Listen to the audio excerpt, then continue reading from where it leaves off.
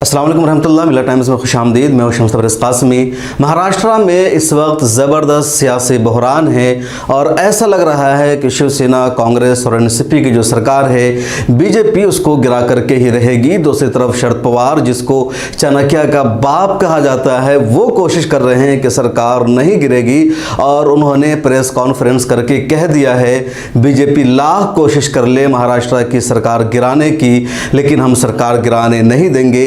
जहां तक बात है शिवसेना के कुछ लीडरों की बगावत की, तो शिवसेना का अंदरूनी मामला है, एनसीपी का उससे कोई लेना देना नहीं है। कांग्रेस ने भी कहा कि कांग्रेस अपनी जगह सही है, वो शिवसेना का अंदरूनी मामला है। हुआ क्या है दरअसल वो जान लीजिए। सुबह सुबह खबर आ गई कि शिवसेना के सीनियर लीडर और group leader Eknath Shinde party के 20-25 एमएलए के साथ महाराष्ट्र से गायब है और सूरत के एक होटल में ठहरे हुए हैं। सूरत के उस होटल की विजुअल और वीडियो भी सामने आई कि पुलिस ने चारों तरफ से इस होटल का अहाता कर रखा है, किसी को वहां जाने नहीं दिया जा रहा है। उसके बाद महाराष्ट्र के चीफ मिनिस्टर और शिवसेना लीडर उद्धव ठाकरे की तरफ से खबर आई कि वो फोन लगाने की कोशिश कर रहे हैं, उनसे राब्ता करने की कोशिश कर रहे हैं, तो कोई जवाब नहीं आ रहा है, कोई राब्ता नहीं हो पा रहा है।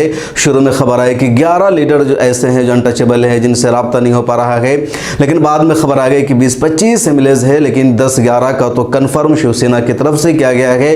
कुछ लोग दावा कर रहे हैं कि 25 एमएलए हैं जो शिवसेना के लीडर थे, उनके मिनिस्टर और एमएलए है, और एकनाथ शिंदे की वजह से वो सब उनके साथ सूरत चले गए हैं। दूसरी तरफ बीजेपी ने हाई लेवल की मीटिंग बुलाई है और ये कहा जा रहा है कि बीजेपी और फडणवीस सरकार गिरा देंगे और बीजेपी की सरकार बनेगी उन 20-25 एमएलए की वजह से, लेकिन ऐसा मुश्किल नहीं हो पा रहा है।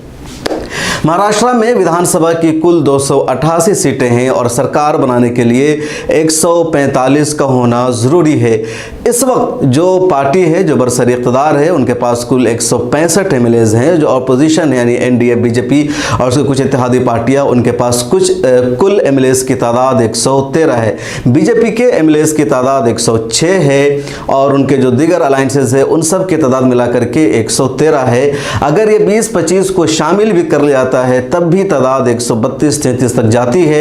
हालांकि उससे भी कम 10-11 है तो ये तादाद और कम हो जाएगी, यानी 145 की जो तादाद है, 145 का जो आंकड़ा है, बीजेपी इसको मुकम्मल नहीं कर पाती दिख रही है।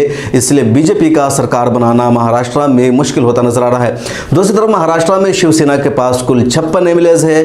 उसके बाद एनसीपी यानी जो शरद पवार की पार्टी है, उनके पास कुल 53 एमएलए है और कांग्रेस के पास 44 एमएलए है। और तीनों को मिलाकर के महाराष्ट्र में एक मखलूत हुकूमत है, शिवसेना, एनसीपी और कांग्रेस की। उद्धव ठाकरे चीफ मिनिस्टर है और दीगर पार्टियों के लीडर को अहम जिम्मेदारी दी गई है। बीजेपी पूरी कोशिश कर रही है। इधर शरद पवार, फडणवीस का एक बयान भी वायरल हो रहा है कि मैं शेर हूं, वापस आ जाऊंगा। बीजेपी के खेमा में एक जश्न भी मनाया जा रहा है कि हमने पार्टी को तोड़ दिया है और बीजेपी सत्ता में वापसी आ जाएगी।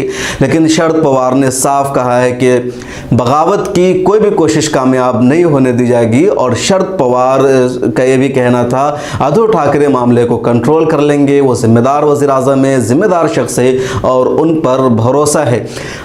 शिवसेना के जो लोग हैं वो लगातार सड़कों पर भी उतर गए हैं, प्रोटेस्ट करने लगे हैं और कह रहे हैं जिसने भी शिवसेना में गद्दारी की है, पार्टी लीडर के साथ बगावत की है, वो शिवसैनी नहीं हो सकता है। दूसरी तरफ बीजेपी रियासत जो गुजरात है, वहाँ जो बागी लीडरान है उन सबको मुकम्मल सुरक्षा दिया गया है, उन तक पहुँचने नहीं दिया जा रहा है। इस बीच एक वीडियो आ रही है जिसमें देखा जा रहा है काफ़ी मुश्किल से शिवसेना के कुछ लीडर्स सूरत में पहुंचे हैं। कई जगह सख्त सिक्योरिटी के बाद उन्हें वहां तक पहुंचने दिया गया है। वो कोई संदेश लेकर के वहां पहुंचे हैं महाराष्ट्र के चीफ मिनिस्टर उद्धव ठाकरे की जानिब से, लेकिन अब तक उनकी तरफ से कोई जवाब नहीं आया है। इस बीच ये कहा जा रहा है कि हो सकता है एकनाथ शिंदे को डिप्टी चीफ मिनिस्टर बनाया जाए या कोई आला ओहदा दिया जाए, तब वो मान सकते हैं। लेकिन अब तक जो सियासी गलियारों से जो खबर आ रही है, जो पॉलिटिकल बहरान है, उसमें यही है कि बीजेपी जितनी कोशिश कर रही है उसके मुताबिक अब तक ये मुमकिन नहीं है कि उसके आंकड़े पूरे हो जाएंगे जो सरकार बनाने को चाहिए। आपको याद होगा इससे पहले यानी जब महाराष्ट्र में सरकार बन रही थी 2019 में,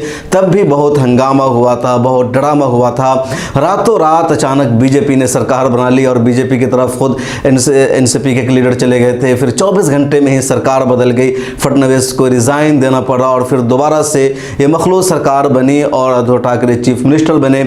शिवसेना का अलायंस था बीजेपी के साथ और दोनों का अलायंस इसलिए टूट गया था। शिवसेना की मांग थी कि पहले उद्धव ठाकरे चीफ मिनिस्टर बनेंगे और बीजेपी की मांग थी कि पहले फडणवीस या बीजेपी का लीडर चीफ मिनिस्टर बनेगा। इसी वजह से अलायंस टूट गया था और फिर शिवसेना ने एनसीपी कांग्रेस के साथ इत्तेहाद करके सरकार बनाई थी। अभी एक तरह से 2 साल बाकी है सरकार को पूरे होने में और उससे पहले ही इस सरकार को तोड़ने की कोशिश की जा रही है, लेकिन अभी तक इन लोगों का यकीन है कि हम सरकार को टूटने नहीं देंगे।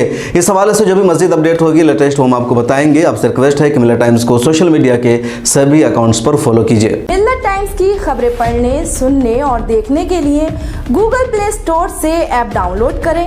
यहाँ आप उंगली की क्लिक में पढ़ सकते हैं 4 ज़बानों में न्यूज़, उर्दू, हिंदी, अंग्रेजी, बंगला। आप ऐप पर मिल्लत टाइम्स की वीडियोस भी देख सकते हैं।